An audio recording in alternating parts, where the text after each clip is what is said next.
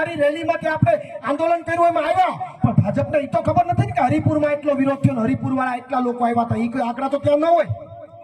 તો તમારા ગામને ઇકો ઝોન નથી ગમતું, એ ખબર કઈ રીતે પડે ભાજપને? ઈ તો ચૂંટણીમાં મતપેટી જ્યારે ખુલે ને, અને મતપેટી ખુલે અને અહીંયાથી ભાજપ તળિયા ઝાટક જો થઈ જાય તો ભાજપ અહીંયા હરિપુરમાં 2 જણાને પૂછે કે આવું કેમ થયું, અને તો અહીંથી જવાબ જાય કે ઇકો ઝોનની ભામ નાખીને એટલે આ થયું.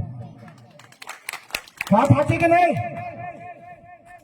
પણ માની લો કે અહીંથી પૈસાનો વહીવટ કરી લઈએ ને ભાજપની લીડ નીકળે તો ભાજપે શું વિચારવાનું? એ ભલે કરી જાય તો આપણે લેવાના છે. મારી તમને કહું, માની લો કે આપણે આ ગામની જયારે પેટી ખુલે અને અહીંયાથી ભાજપને લીડ નીકળે તો ભાજપે શું માનવાનું? કે હરિપુર વાળાને ઇકો ઝોન થી કઈ વાંધો?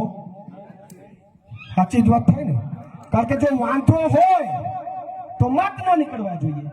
તમને મારાથી વાંધો હોય અને તોય હું તમારી ગામમાં ચૂંટણીમાં ઉભો રહું અને તમે મને મત આપો, મારે શું સમજવાનું કે તમે ખાલી બજારમાં હો કરો છો, તમને કઈ વાંધો નથી? આ થાય ને?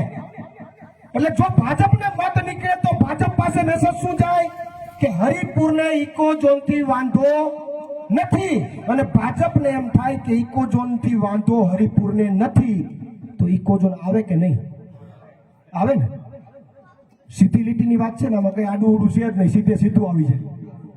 પણ માની લો કે અહીંથી તળિયા ઝાટક ભાજપ થાય અને ભાજપ પાસે મેસેજ જાય કે આવું કેમ થયું, અને 2 લોકોને પૂછવામાં આવે ને અહીંથી 2 લોકો એમ કહે કે ઇકો ઝોનના કારણે થયું, તો ઇકો ઝોનમાં બ્રેક લાગે કે ન લાગે? લાગે ને? સીધી વાત છે. હવે બ્રેક લગાડવી કે ન લગાડવી તમારા હાથમાં છે. પહેલી બ્રેક અમે બોરવાવમાં લગાડી, તાલુકા પંચાયતમાં પહેલી બ્રેક લગાડી, હવે બીજી બ્રેક લગાડવાનો હવે તમારો વારો આવ્યો છે. પછી અમે એકલા બ્રેક ઉમેરા કરીએ, તમારા ડટ્ટા ખાઈ જાય, એટલે હવે તમારો વારો આવ્યો છે. બીજી બ્રેક લગાડવાનો હવે તમારો વારો આવ્યો છે. ચાલીને બ્રેક મારજો, બાકી અમે ઢોળાઈ જાવ.